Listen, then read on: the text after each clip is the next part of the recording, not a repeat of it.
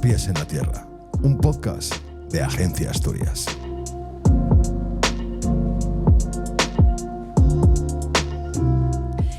Hoy viajamos con los pies en la tierra al mundo de la época medieval, de los pergaminos, de la historia de parte de la historia de Asturias relacionada con la historia de España y casi la historia universal.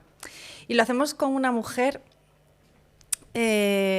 sorprendente, polifacética, que yo la conozco no precisamente por el mundo de la literatura, sino, bueno, pues es una relación casi de cliente. Mercantil. Pero bueno, que siempre ha habido mucha afinidad y mucho cariño. Begoña González, nos conocemos, pues eso, a través de tu trabajo que desarrollas en la banca. Eres economista, pero tienes esa vena de investigadora de historia ¿desde cuándo?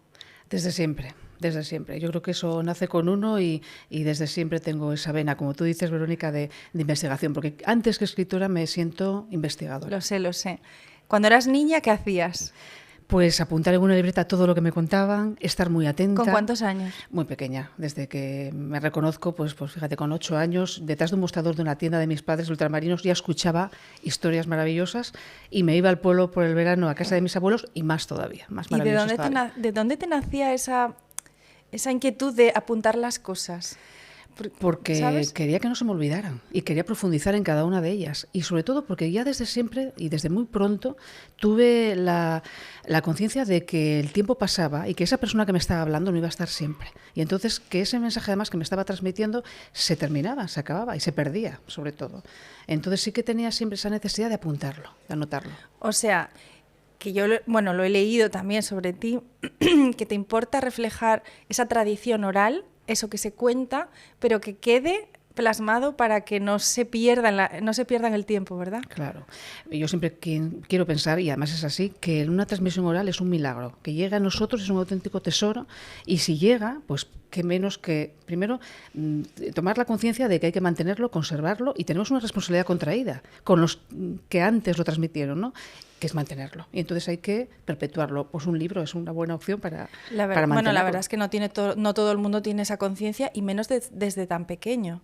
Sí. Y además a mí me sorprende otra cosa porque vamos a hablar de la novela, pero antes yo prefiero hablar de la escritora. Me contaste una vez, sentada en tu mesa, que cuando te jubiles quieres llevarte solamente 2 carpetas de tu trabajo, sí. que son... Bueno, pues yo creo que todo tiene que ver con lo mismo. Me Exacto. llama la atención la persona, el ser humano. Y yo cuando vienen los clientes al banco tengo 2 carpetas que son las que me llevaré del trabajo el día que me jubile, que son la de mis niños, como digo yo, que son esos niños que acompañan a los padres y que se aburren enormemente en un banco. Y entonces yo les doy un folio, un rotulador de colores y que me dibujen. Ahí tengo el recuerdo de pues, casi más de 25 años en la misma oficina, de Sergio 2 años, María 3 años, con su nombre y con los añitos que tenían, y eso me lo llevo con todo el cariño.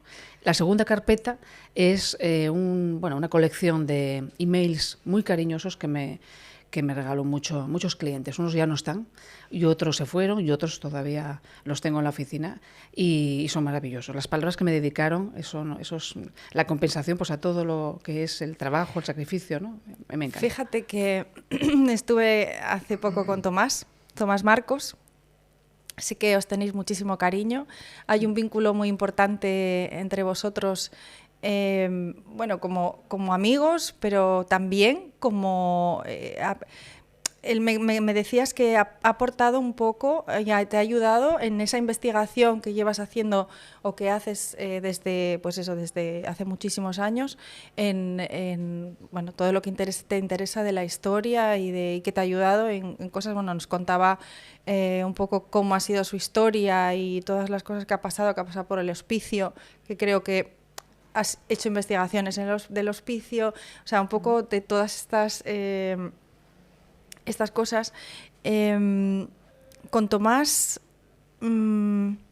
¿Qué te aporta Tomás o qué te ha aportado Tomás en todos estos años, Begoña? Pues fíjate tú, yo lo defino siempre como mi padre espiritual, fíjate si me ha aportado. He aprendido primero a ser persona, a mirar al transeúnte, a la persona sin hogar de frente, afrontando su situación, intentando ayudar, porque para el resto de la sociedad ya sabes que muchas veces son auténticos invisibles. Totalmente. Y él me enseñó a eso. Y no solo son invisibles, sino que además socialmente intentamos hacerlos invisibles también, porque no es una realidad bonita. Claro. ¿No? Yo creo que, bueno, hay una parte de eso, de no ver lo feo en general. Claro. Y bueno, es una realidad que está ahí. Y tú eres la presidenta del patronato de la Fundación del Albergue Covadonga, que él fundó con otras dos personas. Hace 35 años, sí. Que él fundó ese proyecto maravilloso por el que hemos pasado mucha gente y ahora pues desempeño el papel de presidenta del patronato. Somos 12 patronos, todos voluntarios, aportando nuestro granito de arena y me parece que además la sociedad de Gijón es una sociedad muy solidaria, mucho ayuda. Tenemos un grupo de voluntarios maravillosos, se van renovando también y hacen desempeñan el papel fundamental del proyecto, que es la colaboración mutua. Mira, de todos. Una cosa que se me olvidó preguntarle a Tomás es el lema del Albergue Covadonga, que es cuida, acoge y conforta, sí. Que yo creo que fue suyo, que fue una idea, bueno, una frase suya, o no sé si está vinculada a la orden de los jesuitas, pero es el lema del Albergue Covadonga.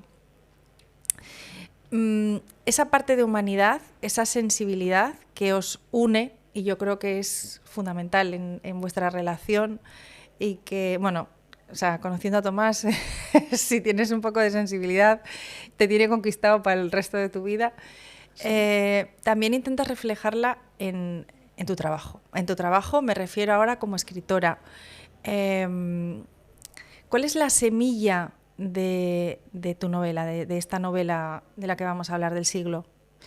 Bueno, pues fíjate, yo creo que es un compendio de naturalezas humanas, es decir, es una especie de fresco, de un retrato al vivo de aquella sociedad que es semejante a la actual. No nos diferenciamos de aquella gente del siglo XV, que yo siempre lo digo, más que en la ropa, porque las madres se dedicaban en cuerpo y alma a sus hijos, porque los profesores eran vocacionales y fomentaban el estudio y alentaban al estudio a aquellos amanuenses del siglo XV, igual que lo haría un profesor de instituto ahora, ¿no?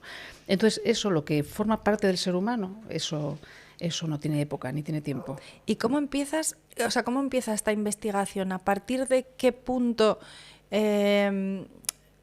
Bueno, nos ubicamos en el siglo XV, finales del siglo XV, principios del siglo XVI, pero, o sea, ¿tu investigación dónde empieza y por qué? Pues empiezan en un pueblo de Berodia, en el pueblo de Berodia de Cabrales, donde veraneaba con mis abuelos. La tradición oral, siempre me remonto a la tradición oral porque está llena de historias fascinantes que no se estudian, que no se conocen y que si se les da un poco de atención y después se fomenta la investigación, pues dan lugar a historias maravillosas. Entonces una de ellas en Cabrales, era siempre la mención, la referencia a gentes que ocupaban los pueblos de altura y que no eran de allí, que originariamente no eran de allí, que habían venido de lejos, que eran diferentes al resto y que además procuraban ocultarse y no mezclarse con los demás, ¿no? Y no sabían muy bien el origen, ni ellos mismos lo sabían, y yo empecé a contrastarlo con información del siglo XIX. Los que estamos siempre rebuscando en legajos y manuscritos, tenemos un problema, que diversificamos y que nos dispersemos. Entonces buscamos un tema de investigación y de repente vemos una noticia que nos llama la atención y pasamos de siglo fácilmente. Yo, investigando otras cosas, descubro que hay efectivamente estudios de historiadores del siglo XIX en Toledo que constatan la existencia de grupos judíos en los Picos de Europa, en la zona cantábrica. Lo mismo que mis abuelos me contaban, lo mismo que la tradición oral de Cabrales contaba. Y entonces, nada, me pareció que era una noticia preciosa para investigarla y estudiarla. Y a partir de ahí te fuiste seguiste investigando y llegaste a Toledo. Bueno, fui a Toledo a otras investigaciones, lo que decimos, ¿no? Tengo muchos frentes abiertos, todos me gustan, y aprovechando que estaba en Toledo, contrasto eso, y efectivamente, había un talmudista, Ben Yosef Al-Fayumi Saadia, su estirpe, sus generaciones posteriores son las que se constata que subieron al norte cuando el edicto de expulsión. Fíjate que estamos hablando del año 1492, el mismo año que se descubre América, en octubre, en marzo. se expulsa al pueblo judío de aquí, del Reino de Castilla y Con la ley Aragón. de los reyes católicos. Sí. Sí. Pero claro, no todos se fueron de la península. Y muchos buscaron refugio al norte. Era un lugar ideal para pasar desapercibido, para mantener sus costumbres puertas adentro. Ocuparon pueblos que no tenían iglesia, pero claro, eran los parias del lugar. Y realmente así se mantuvieron durante generaciones y durante siglos. Por eso actualmente las gentes les miraban con recelo, les miraban con distancia. Todavía persistía esa idea. ¿Actualmente dices? Claro, por eso siempre se les miraba no con rechazo, pero sí con desconfianza. Sí, desconfianza y seguramente con la idea de que eran de otra raza, de otro origen diferente, y eso prevalecía por lo menos antes. Sí. ¿Y el nombre de El Siglo, de dónde sale? Pues mira, yo a base de investigar muchos años siempre me encontraba una frase, me llamaba la atención una frase que encontraba en la documentación antigua. Yo acudo siempre a las fuentes primarias, me gusta el manuscrito, me parece que no hay intermediarios entre el pasado y el que lo investiga, y me encanta eso. Y siempre me encontraba una frase que se repetía siempre en aquellas épocas, que era hacer referencia al estado religioso, como decir que se sale del siglo. Yo abandono el siglo, era abandonar la vida mundana, el ruido, el bullicio de la vida civil, ¿no?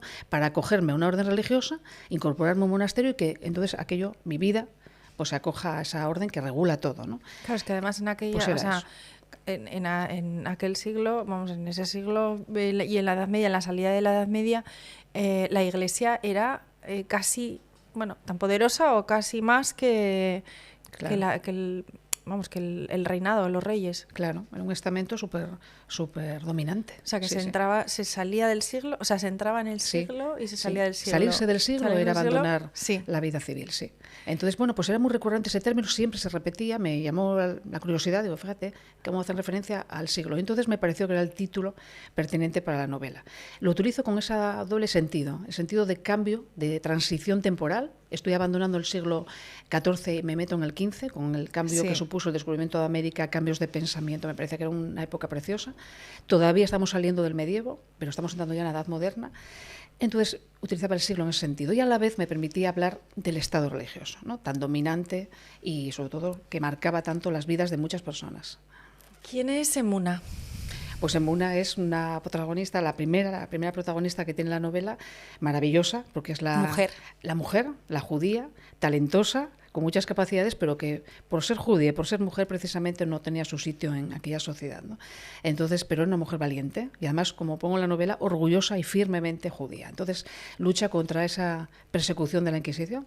Me encontré con personajes así, me encontré con Emunas en la investigación, en las investigaciones que hiciste. Yo siempre digo que la novela El Siglo está repleta de pasajes exactamente a como me los encontré, porque a veces no hace falta tener mucha imaginación, la realidad supera muchas veces. Es que a mí me parece increíble, o sea, que existan todavía testimonios escritos o sea, por esas personas, y que que se puedan encontrar. Claro.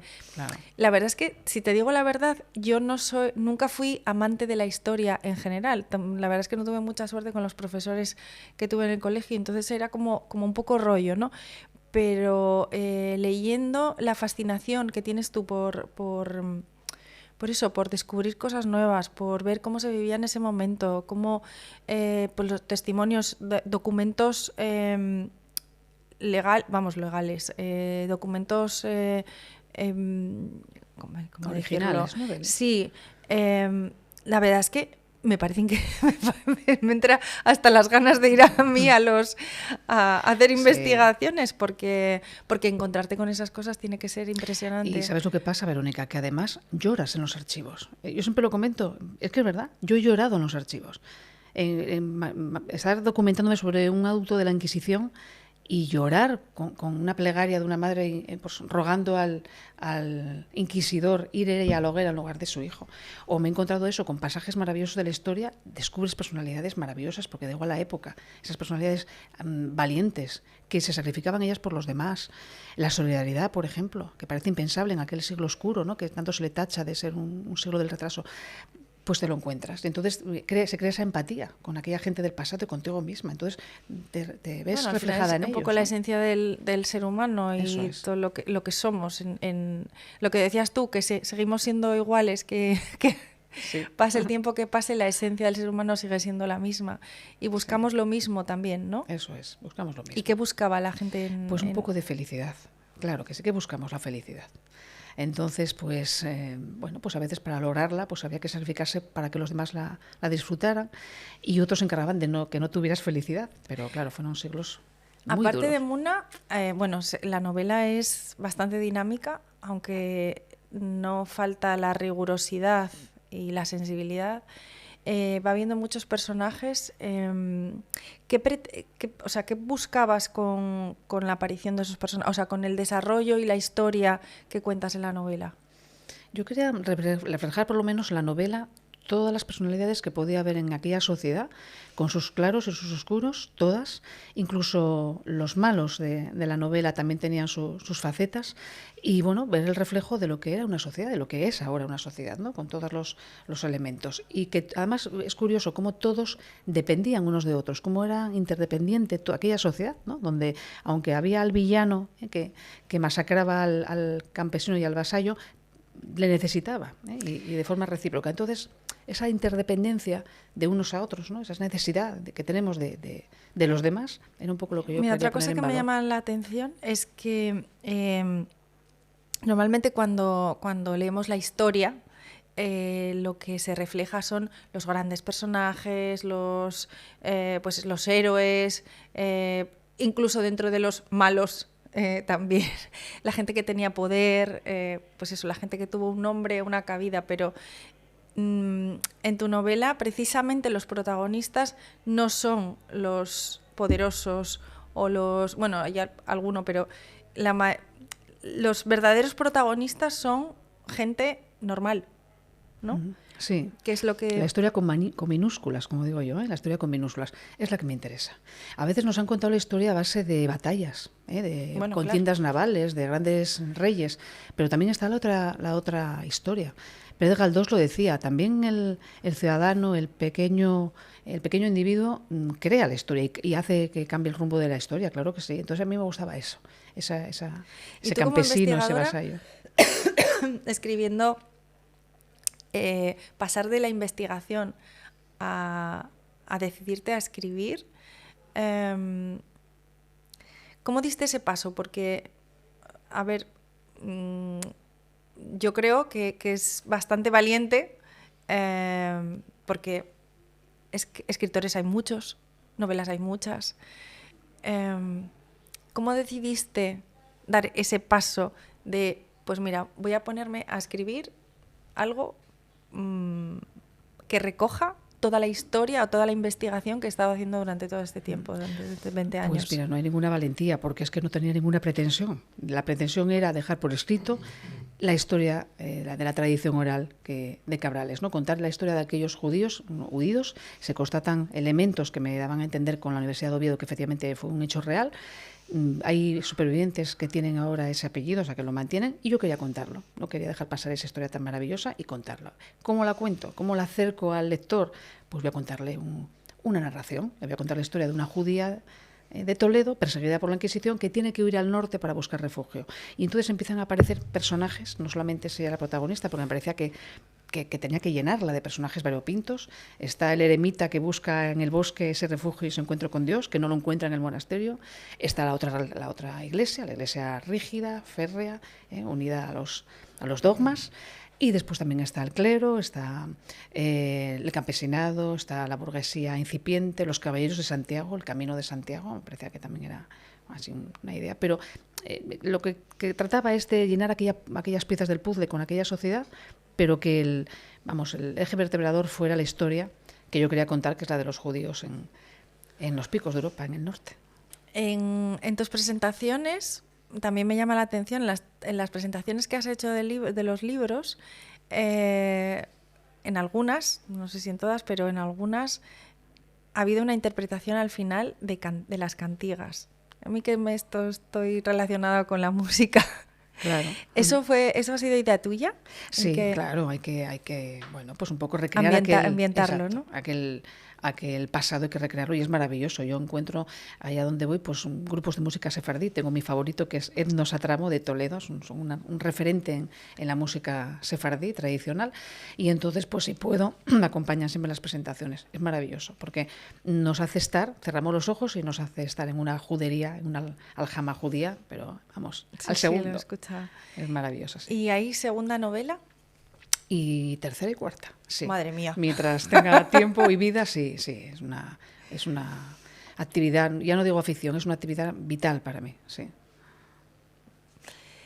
¿Y tenemos fecha de...? No se le pueden poner. Yo por lo menos no les pongo fecha. No, por eso digo que cuando escribo no tengo ninguna pretensión. Contar algo, sí, tengo una finalidad, que es contar esto en concreto, que me he encontrado previamente en un archivo.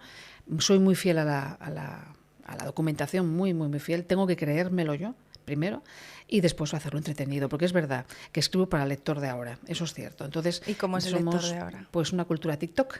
Tiene que ser pim, pam, pum, muy rápido y atrayente y lleno de escenas cambiantes y cambios de giro en la trama que me hagan pasar la página.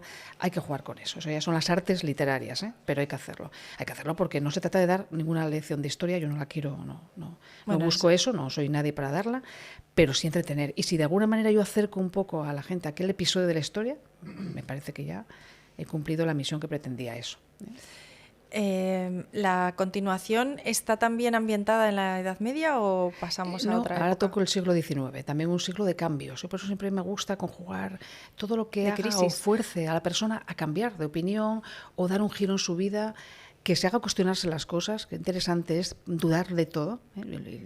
Lo pongo encima de la mesa ahora mismo porque todos deberíamos dudar todos los días de todo. El pensamiento sí, crítico. Eso es. Y autocrítico. Sí, eso es lo que me estimula para la escritura. ¿Y el siglo XIX aquí en España? ¿O? Sí, el neoliberal, bueno, también se nos va a Inglaterra en un incipiente feminismo que ya empieza a florecer por allí, y después convino también con la rebelión en la Nueva España, ¿no? Actualmente México, pero entonces se llamaba Nueva España, y aquel virreinato ya se empezaba a sublevar, y entonces ese cambio, aquellos españoles pero que ya no lo en tanto y que la madre patria les quedaba ya muy lejos, ¿qué pasa con ellos, ¿no? Esos sentimientos encontrados, eso es lo que me gusta. Me contabas fuera de los micrófonos que formas parte de una asociación de escritores. ¿Qué te aporta estar en esa asociación? Como todas las asociaciones, hay que asociarse, hay que estar juntos a otras personas, los colectivos. Eso es un crecimiento personal enorme. A nivel afectivo, el primero. Y después que formas parte de un clan, de un grupo que os gusta lo mismo, que os nutrís unos de otros, que se crean afinidades y que siempre se está creciendo y aprendiendo, ¿no? Claro, es vital. Entonces la Asociación AEN de Escritores Noveles, que se forjó aquí además en Gijón, pues fíjate tú, es una asociación que ayuda en el camino al escritor novel, sobre todo el novel, el que empieza y no tiene ayuda de ningún tipo, claro. Pues muchísimas gracias, Begoña, por acompañarnos en nuestro podcast. Eres un referente para mí como mujer y como profesional. Gracias. Y bueno, estaremos esperando a leer tu siguiente, tu segunda, tu tercera y tu cuarta novela. Muy bien. Muchísimas gracias. A ti, Verónica. Gracias. Pues hasta aquí el episodio de hoy y nos vemos en la próxima parada.